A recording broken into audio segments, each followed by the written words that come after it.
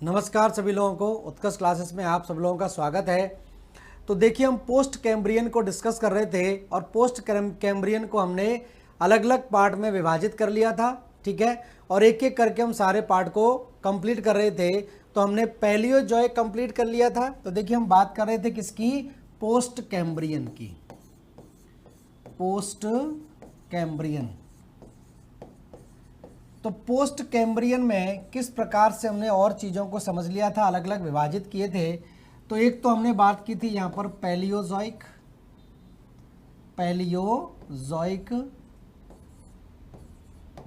Palaeozoic के बाद Mesozoic, Mesozoic के बाद सीनोजोइक और सीनोजोइक के बाद आपका आएगा नियोजोइक, ठीक है। अब यहाँ पर हमने दो इनकी बात कर चुके थे। पैलियोजोइक हमने डिस्कस कर लिया डिटेल में। मीसोजोइक को भी हमने विभाजित कर लिया था 3 भागों में, 3 इपोक में ये विभाजित था। एक तो आपने देखा था यहाँ पर जुरैसिक काल था, यहाँ पर आप देखेंगे जुरैसिक काल। सबसे इंपॉर्टेंट इसमें काल कौन सा है? जुरैसिक काल कहलाता है, ठीक है। जुरैसिक काल आपको जरूर ध्यान रखना है। और यहाँ पर क्रिटेशियस काल, क्रिटेशियस काल के बाद आप देखेंगे फिर कौन सा कालखंड शुरू हो जाता है? सीनोजोइक शुरू हो जाता है, ठीक है। अब सीनोजोइक की हम बात करेंगे तो सीनोजोइक कालखंड के अंदर ये क्या क्या स्थितियां बनती हैं और ये कितने इपोक में भी विभाजित है। जैसे ये आपका विभाजित था, ठीक है। इस तरह से हम बात करेंगे आगे कालखंड की। और फिर आपका बचेगा नियोजोइक। तो इसको इस तरह से उम्मीद है आज इसको समाप्त कर देंगे। तो सीनोजोइक को हम ले लेते हैं। तो नेक्स्ट हेडिंग डाल लेते हैं, ज़्यादा देर नहीं करते हैं। तो हेडिंग डाल लेते हैं सीनोजोइक, सीनोजोइक इरा। सीनोजोइक क्या है? इरा है, ठीक है। हिंदी में भी लिख सकते हैं, इसी तरह से लिखा जाएगा सीनोजोइक, ठीक है, कल्प। अब जो सीनोजोइक कल्प है इसका कालखंड जो है, अब कालखंडों को ज़्यादा डिटेल में नहीं जाना है क्योंकि कालखंड बहुत छोटे छोटे रह जाएंगे। तो ये जो कालखंड है इसको आप भले लिख सकते हैं, ये 72 से 11 मिलियन ईयर एगो तक का है। 72 से 11 मिलियन ईयर एगो। और इसी को हम क्या बोलते हैं? तृतीयक काल भी बोलते हैं। तृतीयक काल, तृतीयक काल या टर्शियरी पीरियड भी इसको कहा जाता है। टर्शियरी कालखंड या टर्शियरी पीरियड भी इसको हम बोल देते हैं, ठीक है। तो ध्यान रखें, टर्शियरी काल भी कहलाता है सीनोजोइक काल। और सीनोजोइक काल की सबसे बड़ी विशेषता ध्यान रखना, सीनोजोइक काल की सबसे बड़ी विशेषता क्या है कि इसको एज ऑफ मैमल कहा जाता है। मतलब स्तनधारी जीवों का विकास जो शुरू होता है वो इसी कालखंड में शुरू होता है। और इसी कालखंड में आप देखेंगे एल्पाइन ओरोजेनी होती है।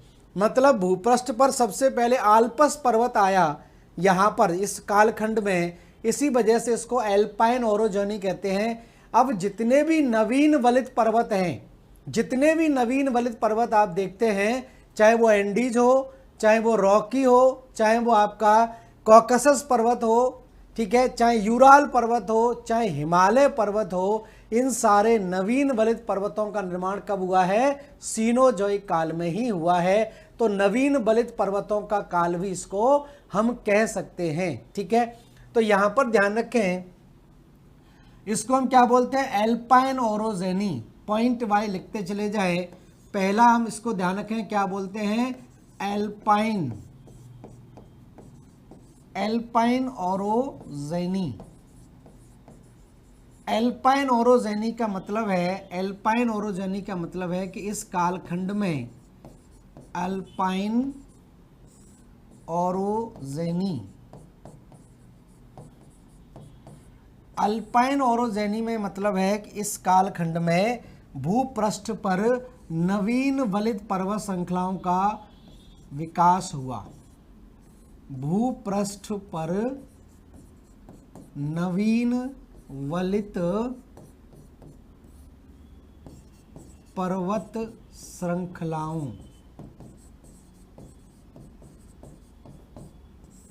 का उद्भव एवं विकास। उद्भव एवं विकास। और दूसरी चीज ध्यान रखना, इसी कालखंड को हम क्या बोलते हैं, एज ऑफ मैमल्स भी कहा जाता है। एज ऑफ मैमल्स या स्तनधारी जीवों का युग। स्तनधारी या स्तनपाई, स्तनधारी जीवों का युग। ठीक है, तो इस युग में क्या होता है, स्तनधारी जीवों का उद्भव एवं विकास होता है। तो ध्यान रखें, इस कालखंड में क्या हो रहा है, स्तनधारी या मैमेलिया, मैमेलियन स्तनधारी जीवों का उद्भव एवं विकास। जीवों का उद्भव एवं विकास। इसी वजह से इसको हम बोलते हैं एज ऑफ मैमल। और इसको क्या किया गया है, 5 इपॉक में बांटा गया है, 5 युगों में विभाजित किया गया है सीनोजॉइक कल्प को। ठीक है, तो नेक्स्ट देख लेते हैं आगे। सीनोजॉइक कल्प को, सीनोजॉइक कल्प को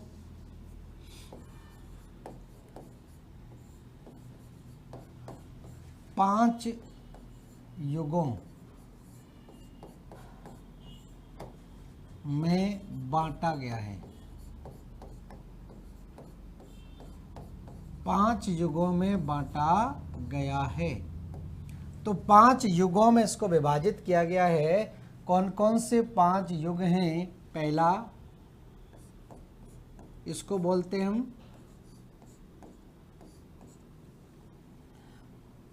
पैलियोसीन। पैलियोसीन, ठीक है, हिंदी में इंग्लिश में ऐसी तरह लिखना। दूसरा है इयोसीन। तीसरा कहलाता है ओलिगोसीन। ओलिगोसीन। चौथा कहलाता है मायोसीन। मायोसीन। और पांचवा कहलाता है प्लियोसीन। PLIO। ये पैलियो है और ये प्लियो है। प्लियोसीन। सीन, अरे सीन, ठीक है, इस तरह से। तो 5 इसको युगों में बांटा गया है। इसको लिख सकते हैं Paleocene, Paleocene, Eocene, Eocene, Oligocene, Oligocene, Miocene, Miocene, ठीक है, और उसके बाद प्लायोसीन। ठीक है, अब इसको कैसे क्रमबद्ध तरीके से याद रखना है, तो यहां भी वही बात करेंगे हम। ये इसके जो आगे वाले शब्दों को ले लेंगे इस तरह से एक एक करके। तो PEOMP, पियोम्प याद रखना है। पियोम्प याद रखेंगे, PEOMP, पियोम्प याद रखेंगे तो ये क्रमबद्ध तरीके से आपको याद हो जाएंगे। PEOMP, ठीक है, पियोम्प आपको याद रखना है। और पियोम्प याद रखेंगे तो आसानी से आप इन सारी चीजों को याद रख सकते हैं। ठीक है, अब देखिए, अब हम बात करें इस कालखंड की। हम बात करें अब किसकी, एक एक करके ले लेते हैं। तो हम ले लेते हैं पहले पैलियोसीन। पैलियोसीन कालखंड में क्या होता है कि मैंने अभी बताया था कि नवीन वलित पर्वतों का निर्माण होता है। इसमें क्या होता है, नवीन वलित पर्वतों का निर्माण होता है। नवीन वलित पर्वतों का निर्माण होता है तो इसमें कौन कौन आ जाएंगे, आल्पस पर्वत आ जाएगा, रॉकी, एंडीज, ये सारे के सारे पर्वतों का इसी समय निर्माण होता है। तो इस कालखंड के अंदर आप लिख लें तो ध्यान रखना, इसमें रॉकी पर्वत श्रेणी, रॉकी पर्वत श्रेणी कहां पर है? उत्तरी अमेरिका, उत्तरी अमेरिका।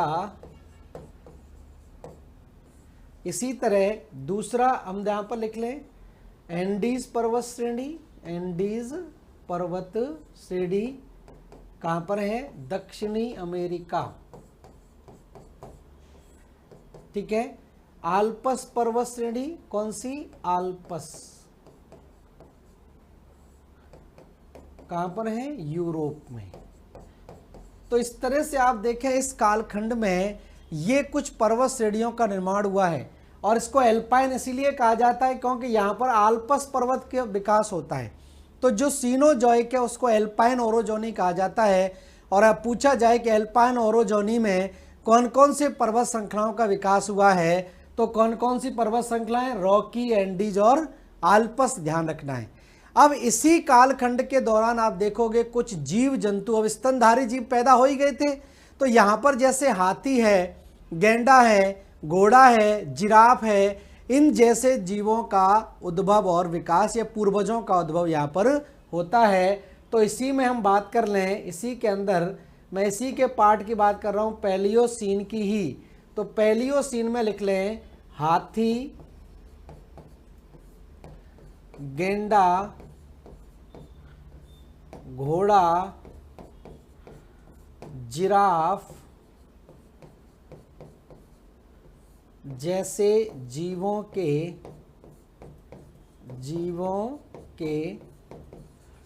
पूर्वजों का विकास, पूर्वजों का उद्भव। ठीक है। तो ध्यान रखना इसी कालखंड में हाथी, गेंडा, घोड़ा, जिराफ जैसे जीव जो है वो विकसित होना शुरू हुए, इनके पूर्वज यहाँ पर विकसित होना शुरू हुए। ठीक है। तो ये कालखंड कौन सा आपका हो गया? पैलियोसीन हो गया। अब हम दूसरा कालखंड ले लेते हैं इयोसीन। ठीक है, इयोसीन। नेक्स्ट देख लेते हैं अगले पेज पर। दूसरा कालखंड आपका कहलाएगा, इसको हम बोल देंगे क्या? इयोसीन। इयोसीन कहलाता है, इयोसीन। तो इयोसीन युग में थोड़ी सी प्रक्रिया और आगे चलती है। इयोसीन काल में क्या होता है कि जो ऊपर जो श्रेणियां थी उनका और ज्यादा विकास हुआ, जो नवीन वलद पर्वत श्रेणियां जो है उनका और ज्यादा उत्थान शुरू होता है और ज्यादा विकास हुआ। साथ में ही आप देखेंगे कि गाय है, हिरण है, भालू है, बाघ है, शेर है, इन जैसे जीवों का विकास भी शुरू हो जाता है। तो इस कालखंड में आप लिख लीजिए नवीन वलित पर्वतों, या सीधा लिख लीजिए उपर्युक्त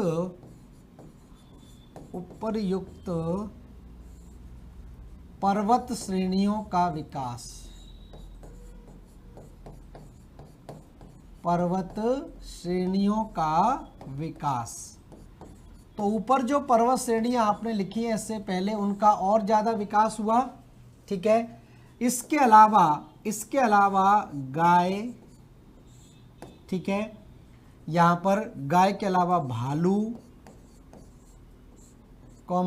शेर, बाघ, ठीक है, हिरण जैसे जीवों का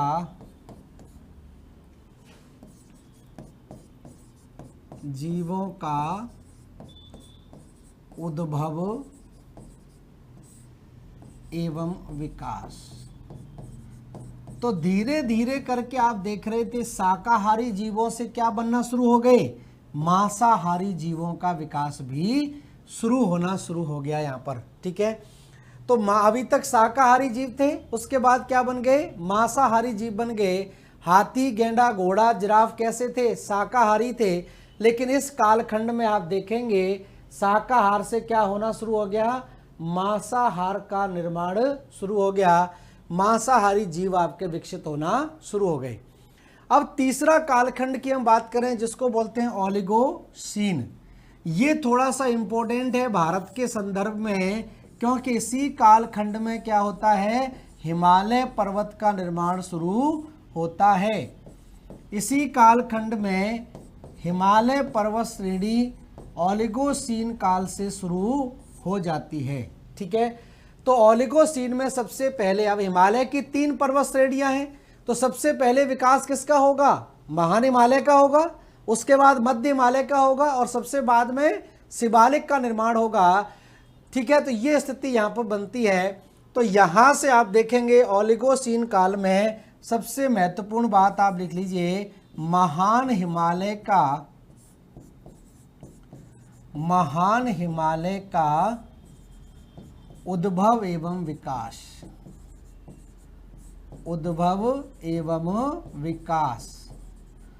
तो महान हिमालय का विकास होता है, महान हिमालय का निर्माण शुरू हो जाता है इस काल खंड के अंदर।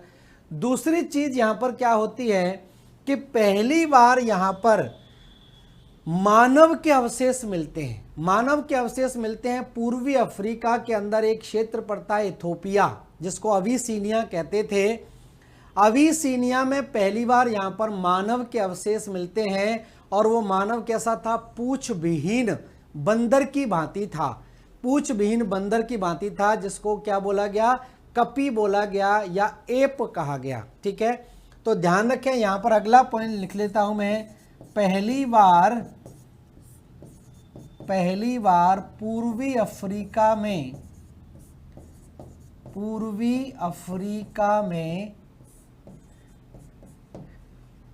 पूंछ रहित मानव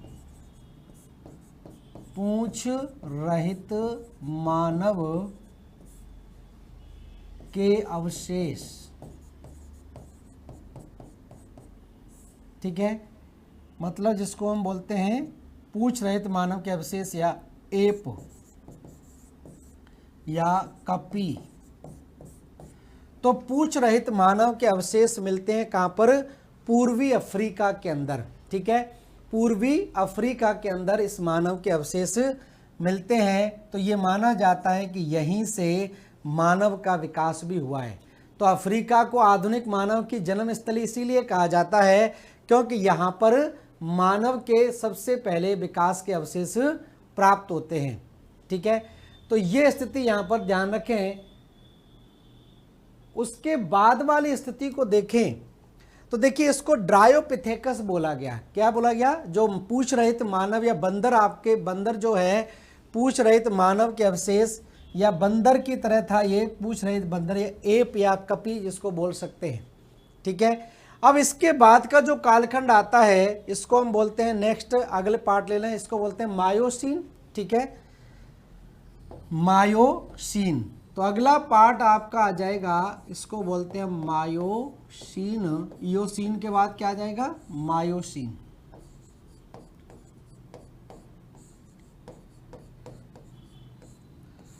पहली चीज तो मायोसीन कालखंड में क्या होता है, मध्य हिमालय का निर्माण होता है। मध्य हिमालय,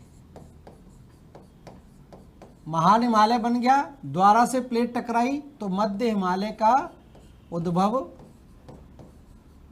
ओरिजिन ऑफ मिडिल या लोअर हिमालय बोलते हैं, मध्य या निम्न हिमालय इसको कहा जाता है। उसके बाद ये जो पूंछ रहित बंदर दिखाई दिया था, पूंछ रहित बंदर या कपी या एप कहा गया, इसको बोला गया ड्रायोपिथेकस। ड्रायोपिथेकस क्यों बोला गया, क्योंकि ये पेड़ों पर ही रहता था, पेड़ों पर ही, एर्बोरियल जिसको कहा जाता है। जितने भी आपने देखा होगा, जितने भी जैसे ओरांग उटान है, बाकी जो जीव हैं, ये जो कपी है, ये कहाँ पर रहते हैं, पेड़ों पर ही निवास करते हैं। तो इसको क्या बुलाया गया, ड्रायोपिथेकस। इसको ड्रायोपिथेकस कहा गया, ड्रायोपिथेकस।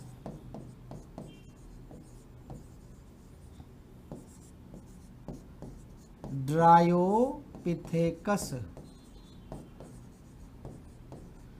ठीक है।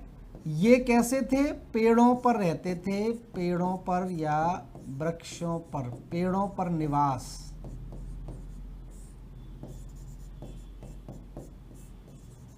ठीक है।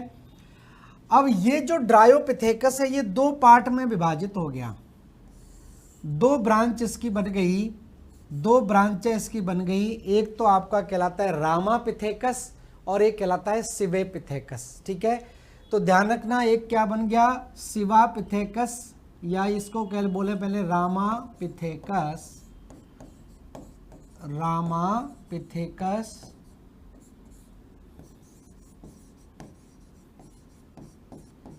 अब ये पेड़ों से जमीन में आ गए तो रामापिथेकस, और एक आपका कहलाता है, इसको बोलते हैं सिवापिथेकस।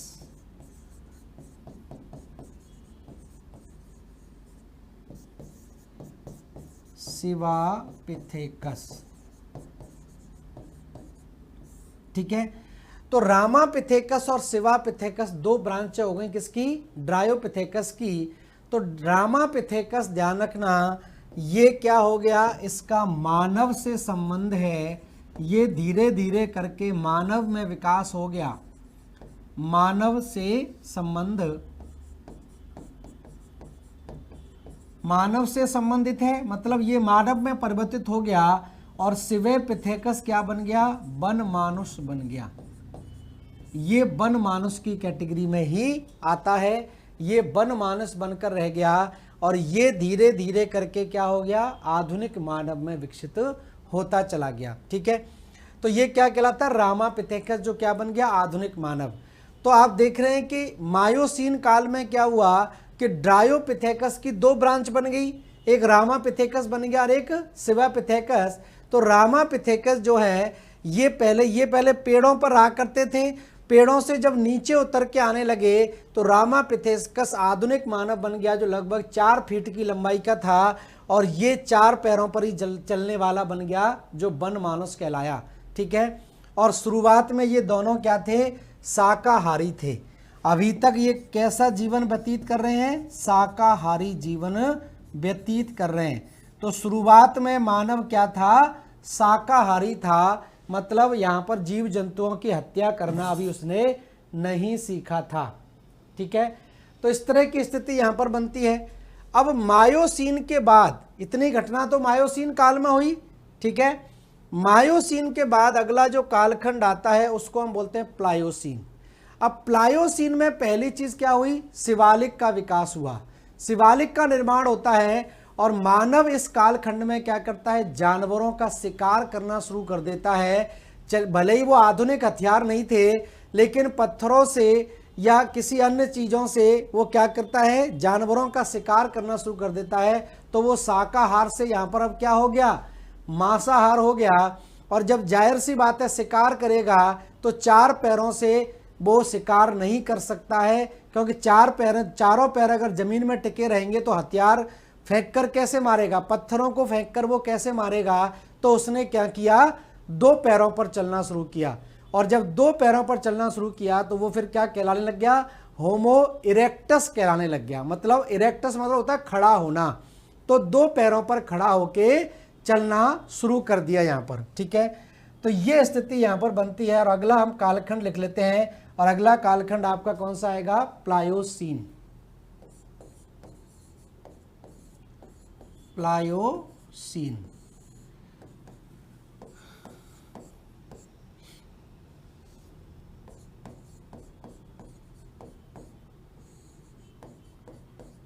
प्लायोसीन कालखंड में पहली चीज तो ध्यान रखना, शिवालिक का, शिवालिक,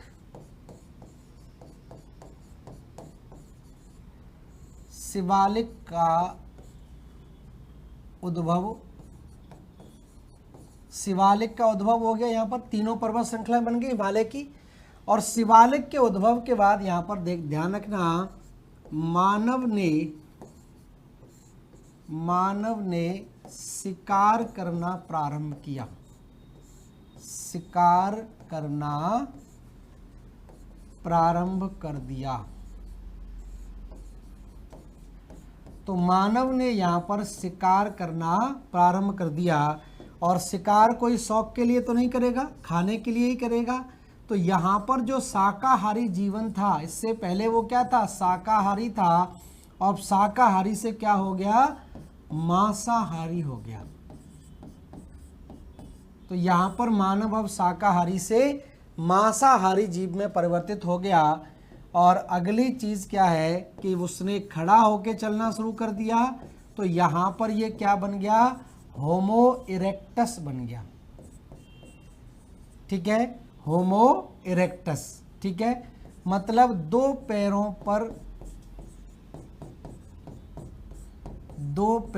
पर चलने वाला मानव।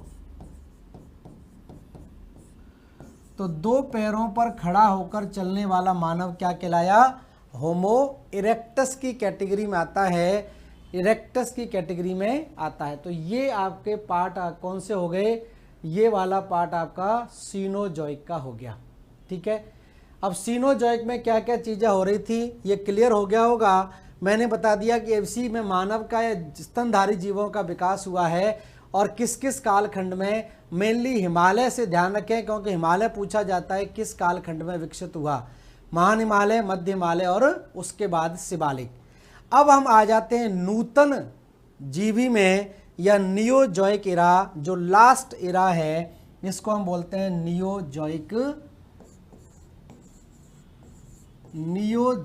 इरा या नूतन जीवी कल्प कहलाएगा। और ये जो नूतन जीवी कल्प है दो युग में विभाजित है, एक कहलाता है, इसको हम बोलते हैं प्लिस्टोसीन, PLIES, प्लिस्टोसीन, और लास्ट वाला कहलाता है होलोसीन। ठीक है, प्लिस्टोसीन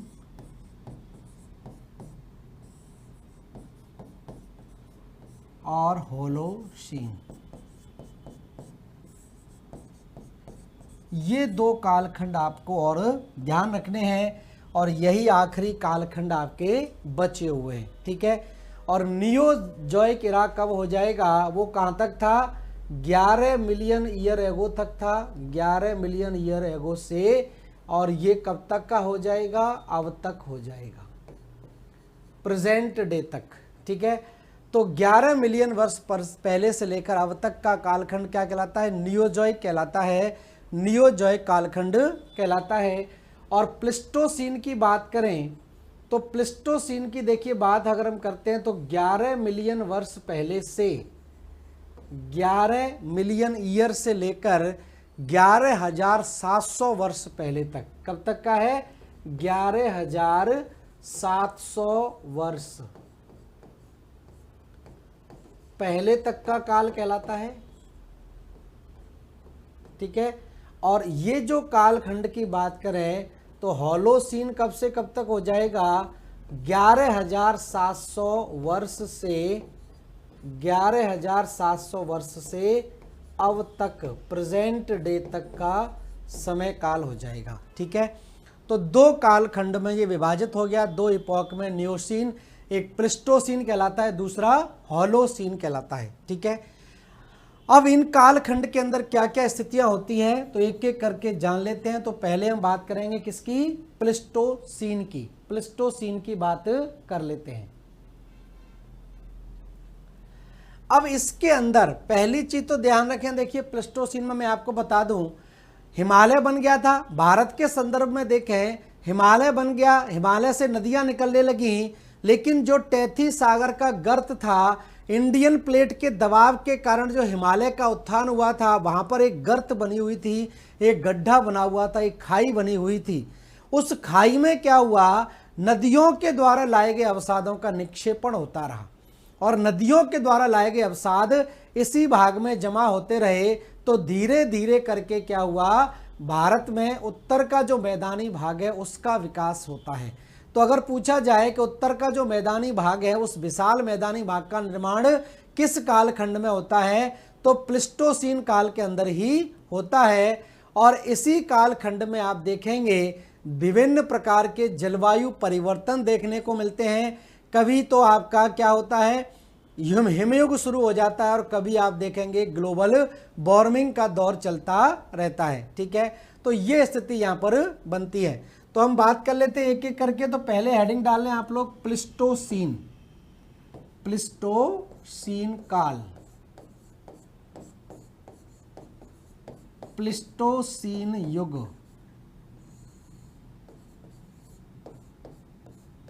ठीक है, और इस प्लिस्टोसीन युग में ध्यान रखना, पहली चीज तो भारत में उत्तर के मैदानी भाग का विकास,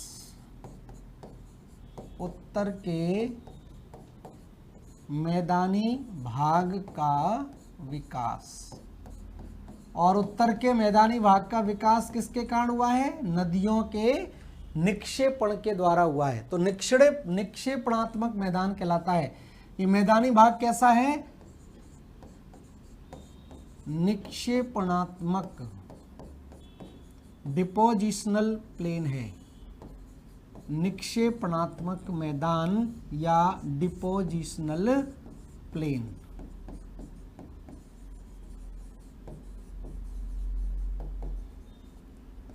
तो हिमालय के द्वारा नदियां, जैसे सिंधु नदी है, गंगा नदी है, ब्रह्मपुत्र नदी है, इन नदियों के द्वारा जो अवसाद या निक्षेपित हुए, उससे पूरा का पूरा उत्तर का मैदानी भाग विकसित हुआ है। तो ये इसी कालखंड के अंदर हुआ है।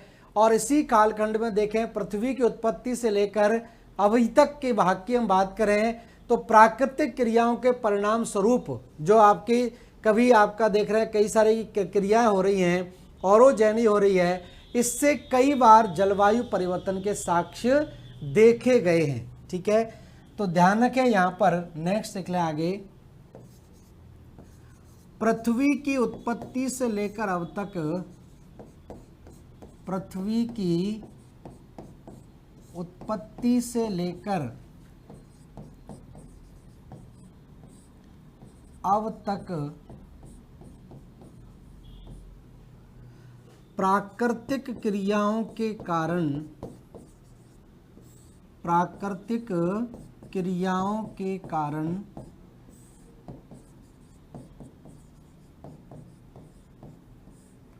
ठीक है, जलवायु परिवर्तन के साक्ष्य, जलवायु परिवर्तन के साक्ष्य देखे गए हैं, साक्ष्य देखे गए हैं। तो कई जलवायु परिवर्तन के साक्ष्य देखे गए हैं, जैसे ताप वृद्धि, जैसे ताप वृद्धि, ताप वृद्धि हुई जिसको हम बोलते हैं ग्लोबल वार्मिंग, ग्लोबल वार्मिंग। ठीक है, ताप मंदी, ताप मंदी का दौर भी चला है जिसको बोलते हैं ग्लोबल कूलिंग, ग्लोबल कूलिंग की घटना भी हुई है। और इसी ताप मंदी को हम क्या बोलते हैं, आइस एज बोलते हैं, हिम युग कहा जाता है। इसी को क्या कहा गया, हिम युग कहा गया। और इसी हिम युग के कारण डायनासोर समाप्त हुए थे पहले। ठीक है, डायनासोर समाप्त हुए थे क्योंकि उसमें भारी मात्रा में उल्कापात हुए, ज्वालामुखी घटनाएं हुई, और ज्वालामुखी घटनाओं से चारों तरफ बादल छा गए। और जब बादल छा जाएंगे, सूर्य का प्रकाश जमीन तक नहीं पहुंच पाएगा। और आपको पता है कि 2 दिन भी सूर्य ना निकले तो क्या स्थिति बन जाती है, और ये हजारों सालों तक ऐसा होता रहा। तो सिंपल सी बात है, उस क्षेत्र में क्या हो गया, पूरी तरह से जीव समाप्त हो गए। तो ये डायनासोर की समाप्ति का युग भी कहलाता है। और पृथ्वी में आप देखें कुल 3 हिमयुगों के साक्ष्य मिलते हैं। कब कब ये हिमयुग हुआ उसको जान लेते हैं। तो इसको लिख लीजिए, पहले इसको नोट कर लीजिए फटाफट से।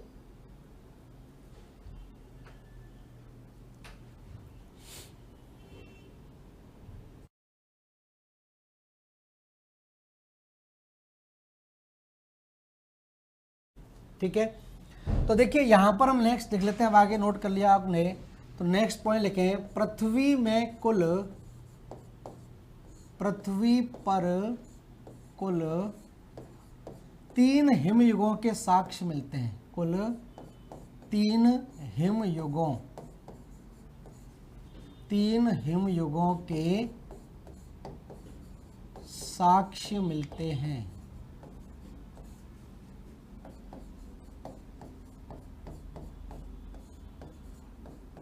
ठीक है, 3 हिमयुगों के साक्ष्य यहां पर दिखाई देते हैं।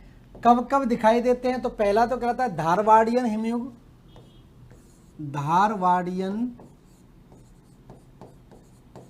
सीधा पूछा जाएगा कौन कौन से हिमयुग हैं, तो एक तो धारवाड़ियन हिमयुग कहलाता है।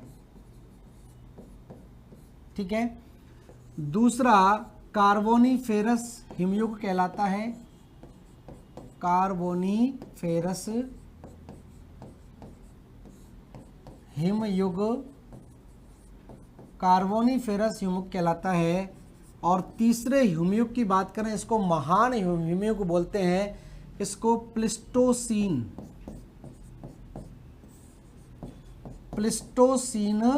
हिमयुग कहते हैं।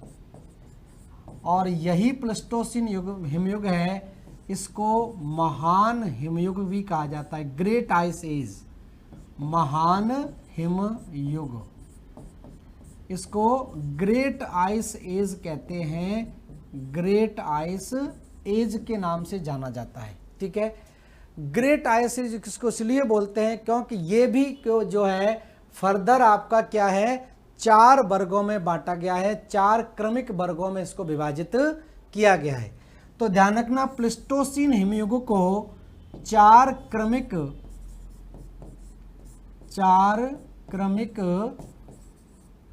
हिमयुगों में विभाजित किया गया है।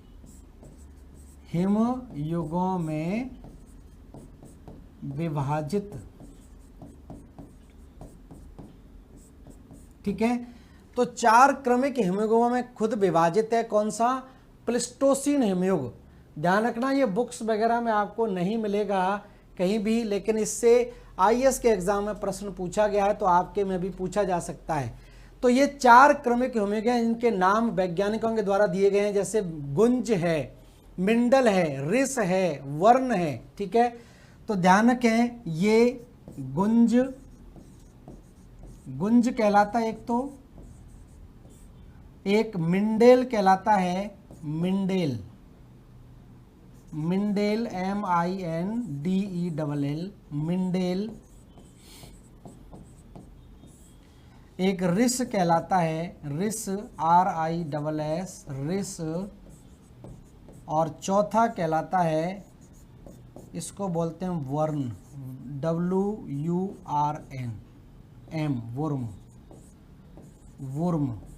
ठीक है, तो गुंज, मिंडेल, रिस और वुर्म, ये 4 क्रमिक हिमयुग हैं। ये क्रम ध्यान रखें, GMRW, ये क्रम ध्यान रखें, ये क्रम ही आपसे एग्जाम में पूछा जाएगा कि प्लिस्टोसीन हिमयुग में 4 क्रमिक हिमयुगों का सही क्रम बताइए। तो सही क्रम आपको यही ध्यान रखना है, यही सही क्रम इसका आपको कहलाएगा। ठीक है, तो ये तो बात हो गई किसकी? हिमयुग की। अब इसी में साथ साथ में क्या चल रहा था? मानव का विकास भी चल रहा था। तो मानव के विकास को आप देखें तो अबिसिनिया का जो पठार है, जिसको इथोपिया का पठार बोलते हैं, वहां से मानव ने क्या किया? माइग्रेशन शुरू किया। मानव ने वहां से चारों तरफ जाना शुरू किया, क्योंकि धीरे धीरे करके उसके दिमाग का भी विकास हो रहा था। तो पहले तो उसने क्या किया? शाकाहार जीवन, हथियार बनाना शुरू किया, उससे फिर उसने आग बनाना शुरू कर दी, फिर बैलगाड़ी बनाना शुरू कर दी। तो इस तरह से जब धीरे धीरे करके विकास होता है तो मानव क्या होता है? चारों तरफ घूमना फिरना शुरू कर देता है। तो इसको लिख लीजिए, फिर मैं आगे चलते हैं। मानव का साथ ही में यहां पर विकास चल रहा था, तो उस क्रम में आप देखेंगे, ठीक है, तो इसी क्रम में आप देखेंगे जर्मनी के पठार से, अबिसिनिया के पठार से, अबिसिनिया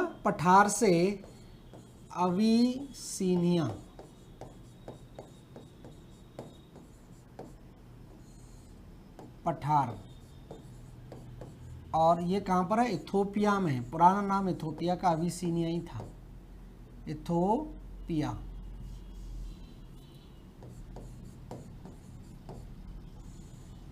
ठीक है, तो अबिसिनिया के पठार से जब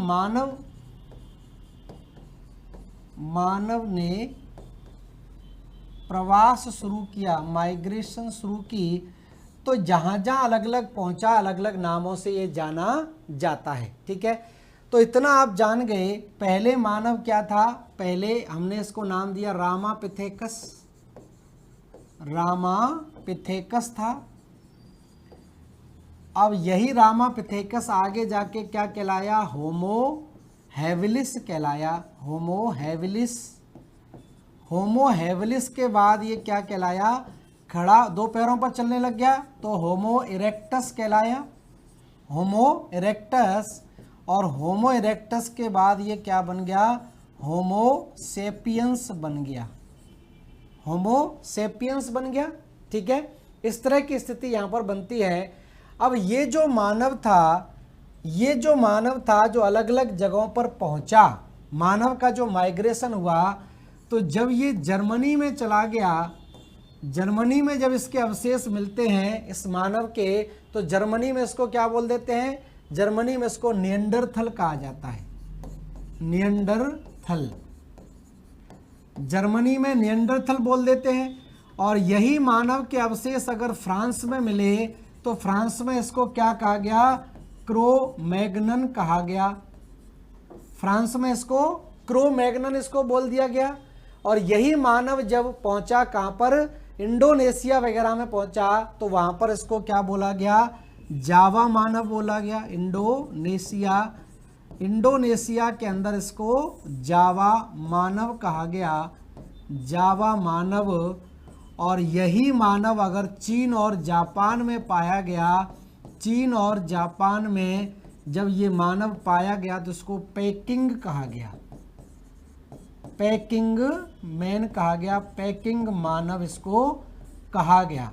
तो इस तरह से मानव का साथ साथ में आप देख रहे हैं क्या हो रहा है, विकास भी चल रहा है। ठीक है, शारीरिक और बौद्धिक रूप से ये विकसित होता गया और ये होमो सेपियंस कहलाया। ठीक है, तो ये जो होमो सेपियंस है, शारीरिक एवं बौद्धिक रूप से विकसित, बौद्धिक रूप से विकसित हो गया। ठीक है, और विकसित हुआ तो सब जगह घूमने लग गया, और इसी को अलग अलग जगहों पर अलग अलग नाम से जाना जाता है। कहीं पर इसको निएंडरथल बोल देते हैं, कहीं पर इसको क्रो-मैग्नन बोल देते हैं, कहीं पर जावा, कहीं पर पेकिंग मैन के नाम से इसको जाना जाता है। और ये विभिन्न क्षेत्रों में इस तरह से प्रसारित होता चला गया। ठीक है, तो ये स्थिति यहां पर बनती है। तो ये बात हो गई किसकी, अब हम बात कर लेते हैं लास्ट युग की, जिसको हम बोलते हैं होलोसीन। तो प्लेस्टोसीन आपका कंप्लीट हो गया, अब लास्ट युग की बात कर लेते हैं, ये कहलाता है होलोसीन युग, होलोसीन।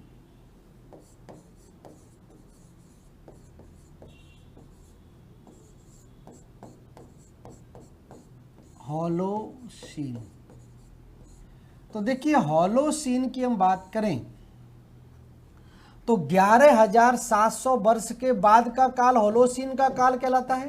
11,700 से बाद का, तो जो हिमयुग की समाप्ति हुई, इससे पहले आपने 3 क्रमिक हिमयुग देखे, तो हिमयुग की समाप्ति होती है, उसके बाद वैश्विक स्तर पर 11,700 वर्ष के पहले से लेकर वर्तमान तक मानव ने क्या किया, कृषि युग की विकास कर लिया, मानव कृषि खेती करने लग गया, और मानव ज़्यादा बौद्धिक रूप से विकसित होता चला गया, और इस मानव को क्या बोला गया, होमो सेपियंस, सेपियंस फिर कहा गया।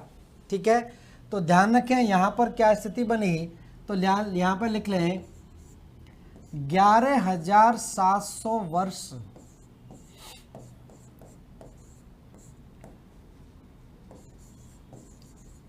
पूर्व से मानव ने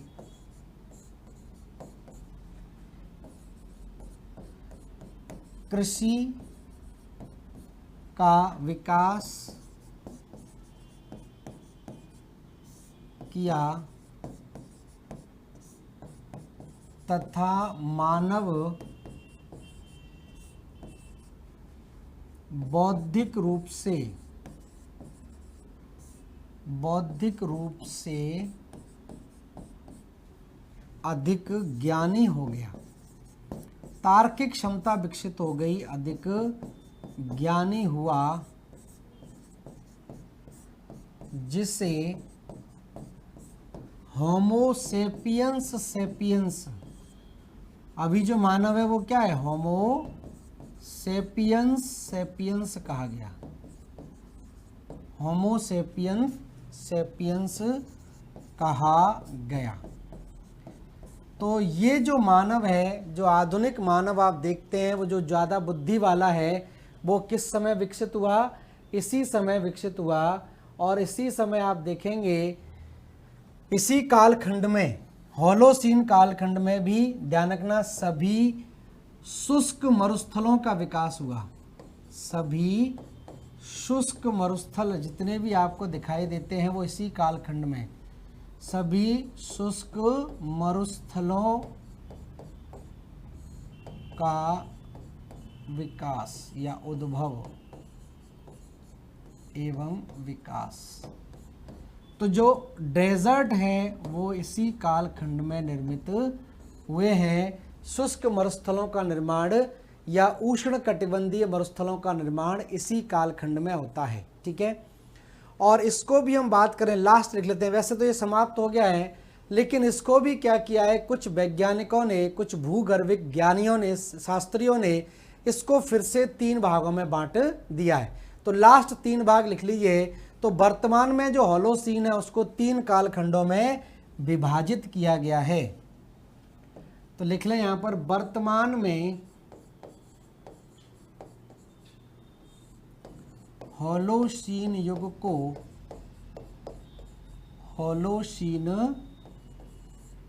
युग को 3 कालखंडों में विभाजित किया है। 3 कालखंडों में विभाजित किया है।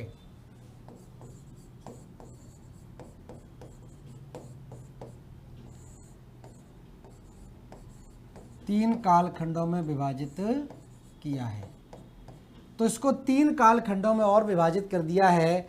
एक तो आपका ग्रीनलैंडियन एज कहलाती है, ग्रीनलैंडियन एज। तो यहां पर इस तरह से लिख सकते हैं, 3 कालखंड में होलोसीन,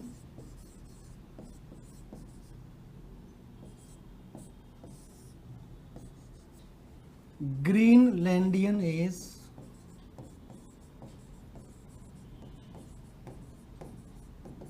ग्रीनलैंडियन एज कहलाती है। ग्रीनलैंड सुना होगा, जो द्वीप है उसके नाम से। नॉर्थ ग्रिपियन एज कहलाती है, एक नॉर्थ ग्रिपियन एज,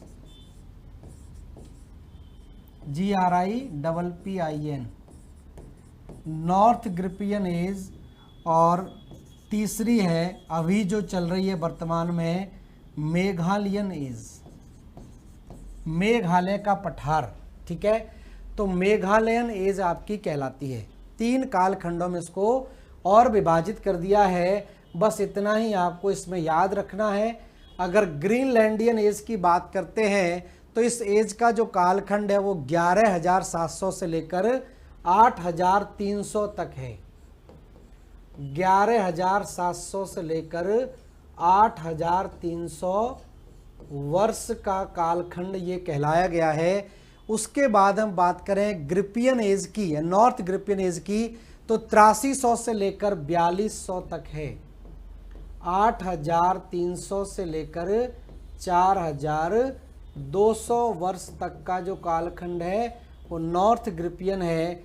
और अभी जो काल चल रहा है वो कौन सा है, मेघालयन है। ठीक है, तो 4200 वर्ष से ये शुरू हुआ था पहले से, और ये कब है, अब तक है, प्रेजेंट तक है, प्रेजेंट। ठीक है, वर्तमान में। तो ये स्थिति है। तो अभी हम कौन सी एज में जी रहे हैं, ये मेघालयन एज कहलाती है। तो ये प्रश्न आपका अगर पूछा जाता है कि वर्तमान में मानव जो है वो किस एज में जी रहा है, तो मेघालयन एज के अंदर इसको कहते हैं, मेघालयन युग इसको कहा जाएगा। ठीक है, तो मेघालयन युग आपको ध्यान रखना है। होलोसीन को भूवैज्ञानिकों ने और 3 भागों में बांटा गया है और वर्तमान में आपका मेघालयन एज के रूप में ये जाना जाएगा। ठीक है, तो इस तरह से आप देखेंगे हमने किस प्रकार से पूरे के पूरे भूगर्भिक समय सारणी को रिवाइज कर लेते हैं एक बार इसको, सारा पार्ट जो कराया गया है। उम्मीद है ये आपको डिटेल में पूरी तरह से क्लियर हो गया होगा और सिंपल सी बात है, आपको इसी क्रम में इसको याद रखना है और इससे ज़्यादा डिटेल आपको ज़रूरत भी नहीं पड़ेगी। सारी चीज़ें लगभग यहाँ पर कवर हो चुकी हैं। तो ये जो पार्ट मैंने आपको कराया इसको थोड़ा सा मैं रिवाइज कर दूं। तो देखिए यहाँ पर हम बात कर रहे थे, इस कालखंड की हम बात कर रहे थे, यहाँ से शुरुआत हमने की थी। पोस्ट कैम्ब्रियन को हमने इस तरह से बांटा था। पैलियोजोइक हम बात कर चुके हैं, ये 6 भागों में विभाजित है और ये आपका यहाँ पर ट्रायसिक, जुरासिक और क्रिटेशियस काल में विभाजित है। तो मीसोजोइक कालखंड को ट्रायसिक, जुरासिक और क्रिटेशियस में बात कर चुके हैं। ट्रायसिक काल के अंदर हमने क्या क्या चीज़ें हुई, फिर जुरासिक काल में और फिर क्रिटेशियस काल में, और क्रिटेशियस काल में ध्यान रखना पेंजिया का विभाजन होता है। ठीक है, और उसके बाद हम बात करेंगे किसकी, सीनोजोइक की, और सीनोजोइक कालखंड को तृतीय काल भी कहा गया है और इसका टाइम पीरियड क्या है, 72 से 11 मिलियन। और इसी समय ध्यान रखना आल्पस पर्वत श्रृंखला का विकास होता है, इस वजह से इसको क्या बोलते हैं, एल्पाइन ओरोजेनी कहा जाता है। एल्पाइन ओरोजेनी किस कालखंड से संबंधित है, सीनोजोइक से संबंधित है, ध्यान रखना। और इसी समय क्या होता है, स्तनपायी जीवों का विकास होता है धरती पर पहली बार, तो इस वजह से इसको हम क्या बोलते हैं, एज ऑफ मैमल कहा जाता है। तो धरती पर स्तनधारी जीवों का विकास शुरू हो जाता है। ठीक है, उसके बाद देखिए सीनोजोइक कल्प को 5 युगों में बांटा गया है। प्योम्प करके याद रखें, PEOMP। ठीक है, तो पी से हो जाएगा Pliocene, Paleocene, Eocene, Oligocene, Miocene और Pliocene. Paleocene, Eocene, Oligocene, Miocene और प्लियोसीन। पीसीएस के अंदर, रारेस के अंदर, या जो भी स्टेट पीसीएस के एग्जाम होते हैं यही क्रम आपके पूछे जाते हैं। तो उधर कॉस डीसीपी मैंने बताया था और यहाँ पर प्योम्प बताया था, इसको आपने याद कर लिया तो 1 नंबर आपका पक्का हो गया, क्वेश्चन आपका पक्का सही हो जाएगा, सीधा पूछा जाता है यहाँ से। ठीक है, अब इसके अंदर क्या होता है, बलित पर्वतों का निर्माण होता है, नवीन बलित का, जिसमें रॉकी है, एंडीज है और आल्पस पर्वत है। और इसी समय इन शाकाहारी जीवों के पूर्वजों का विकास होता है, हाथी, गेंडा, घोड़ा और जिराफ जैसे जीवों के पूर्वजों का यहाँ पर क्या हो रहा है, उद्भव होता है। ठीक है, उसके बाद आगे चलें तो इयोसीन कालखंड आता है और इयोसीन कालखंड के अंदर आप देखेंगे ये जो उपयुक्त पर्वत श्रेणियां जो बनी थी पहले, उनका और ज़्यादा क्या होता है, विकास होता है, और ज़्यादा ऊंचाई बढ़ने लगती है। और यहाँ पर गाय, भालू, शेर, मतलब अब यहाँ पर शाकाहारी के बाद कैसे जीव आना शुरू हो गए, मांसाहारी जीव आना शुरू हो गए। तो ऐसे जीवों का यहाँ पर विकास हो जाता है। अब ओलिगोसीन की बात कर लेते हैं। अब यहाँ से शुरू होता है हिमालय का निर्माण, और हिमालय की जो सबसे ऊंची पर्वत श्रृंखला जिसको महान हिमालय बोलते हैं, उसका उद्भव और विकास होता है किसमें, ओलिगोसीन कालखंड के अंदर। और पहली बार पूर्वी अफ्रीका में पूंछ विहीन बंदर के अवशेष मिलते हैं, जिसको एप या कपी बोलते हैं, ड्रायोपिथेकस कहा जाता है। ये कैसे थे, अर्बोरियल थे। अर्बोरियल का मतलब होता है पेड़ों पर निवास करने वाले, तो पेड़ों पर ये रहते थे। अब ये जमीन पर उतर के आने लगे तो 2 भागों में बट गए, रामापिथेकस और शिवापिथेकस। रामापिथेकस आगे जाके मानव में विकसित हो गया, लेकिन शिवापिथेकस क्या रह गया, वन मानुष के रूप में ही पाया जाता है। ये स्थिति यहाँ पर बनती है। और अभी तक ये मानव कैसा था, शाकाहारी मानव था, ये भी ध्यान रखें। उसके बाद ये क्या होता है, मांसाहारी हो जाता है। तो प्लायोसीन में पहली चीज तो ध्यान रखें, यहाँ पर इस युग में शिवालिक का एक तो विकास हो गया, दूसरा मानव शिकार करने लगा, तो शाकाहार से मांसाहार की इसकी प्रवृत्ति हो गई। और शिकार करने के लिए क्या करना पड़ेगा, दो हाथों को फ्री रखना पड़ेगा, तो इसलिए मानव ने खड़े होकर चलना शुरू कर दिया। तो ये मानव कैसा कहलाया, होमो इरेक्टस कहलाया। इरेक्टस मतलब होता है खड़े होना, ठीक है, तो ये ध्यान रखें। उसके बाद नियोजोनिक या नियोजनिक नूतन जीवी कल्प ले लेते हैं, ये 11 मिलियन से लेकर अब तक का है, और ये प्लिस्टोसीन और होलोसीन में विभाजित है। ये दो युग में विभाजित है, प्लिस्टोसीन और होलोसीन, ठीक है। तो ये 11 मिलियन वर्ष से लेकर 11,700 और ये 11,700 से अब तक का कालखंड कहलाता है। अब प्लिस्टोसीन में क्या हुआ, पहली चीज तो भारत में हिमालय बन चुका था। हिमालय के दक्षिण में नदियों के द्वारा जो अवसादों का निक्षेपण किया गया उससे मैदानी भाग बन गया। तो उत्तर के मैदानी भाग का निर्माण कब हुआ है, प्लिस्टोसीन काल में हुआ है, ठीक है। अब पृथ्वी की उत्पत्ति से लेकर अब तक प्राकृतिक क्रियाओं के कारण जलवायु परिवर्तन के साक्ष्य देखे गए हैं। तो कभी कभी तो ताप वृद्धि हो जाती है और कभी कभी ताप मंदी हो जाती है।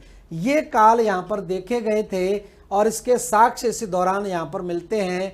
तो यहाँ पर पृथ्वी पर कुल अभी तक 3 हिमयुग देखे गए हैं। एक धारवाड़ियन हिमयुग कहलाता है, एक कार्बोनिफेरस हिमयुग कहलाता है, एक प्लिस्टोसीन हिमयुग के नाम से जाना जाता है।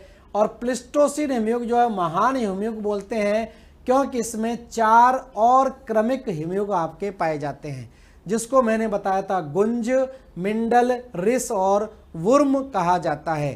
क्रम ध्यान रखें, गुंज, मिंडल, रिस और वुर्म कहा जाता है। उसके बाद आ जाते हैं होलोसीन पर। तो देखिए यहीं से मानव ने क्या किया, मानव की जब बुद्धि का विकास हुआ, मानव 2 पैरों पर चलने लगा, तो वो दुनिया में प्रसरित होता चला गया। दुनिया में मानव क्या हो गया, प्रसरित हुआ, ध्यान रखना, प्रवास की जगह प्रसरित शब्द ज़्यादा सही रहेगा, फैलता चला गया। जर्मनी में पहुंचा तो निएंडरथल कहलाया, फ्रांस में क्रो मैग्नन, इंडोनेशिया में जावा मैन, चीन और जापान में पीकिंग मैन। तो ये जो होमो सेपियंस है, जब शारीरिक रूप से बौद्धिक रूप से विकसित हो गया, तो ये अलग अलग जगहों पर प्रसरित हुआ, जिनको अलग अलग नाम से यहाँ पर जाना गया है। कभी कभार ये भी सुमेलित करने के लिए आ जाते हैं कि पेकिंग मैन कहाँ पर मिला, जावा मैन कहाँ मिला, क्रो मैग्नन कहाँ मिला, निएंडरथल कहाँ मिला, इसको ऐसे ध्यान रखें। फिर होलोसीन आ जाता है, आखिरी युग 11,700 से लेकर बाद वाला युग कहलाता है। और यहाँ पर एग्रीकल्चर का विकास शुरू हो जाता है, बौद्धिक रूप से ज़्यादा चालाक हो जाता है इंसान, तो होमो सेपियंस के नाम से ये जाना जाता है। तो अभी जो मानव है वो क्या कहलाता है, होमो सेपियंस इसको कहा जाता है, ठीक है। उसके बाद इसी कालखंड में इसको 3 और काल में विभाजित कर दिया गया है। एक ग्रीनलैंडियन कहलाता है, नॉर्थ ग्रिपियन कहलाता है और मेघालयन कह जाता है। तो अभी का युग जो है वो कौन सा है, मेघालयन युग है, जो 4200 वर्ष पहले शुरू हुआ था और अभी तक चल रहा है। तो ये आपका टॉपिक भूगर्भिक समय सारणी का यहाँ पर समाप्त होता है। उम्मीद है इससे संबंधित सारे प्रश्न आपके दिमाग में जो भी बन रहे होंगे वो क्लियर हो गए होंगे। 1-2 बार इसको रिपीट करेंगे तो आपको याद हो जाएंगे। और हर एक कालखंड की हमने विस्तार से चर्चा की है, कहानियाँ सुनी है, डिटेल में आपको सारी चीज़ें जानकारी मिल गई होगी। तो यहाँ तक ये आपका कंप्लीट होता है। तो आज इसको यहीं पर रहने देते हैं, नेक्स्ट क्लास में नए टॉपिक के साथ शुरू करेंगे। तो धन्यवाद सभी लोगों के जुड़ने के लिए, थैंक यू, नमस्कार।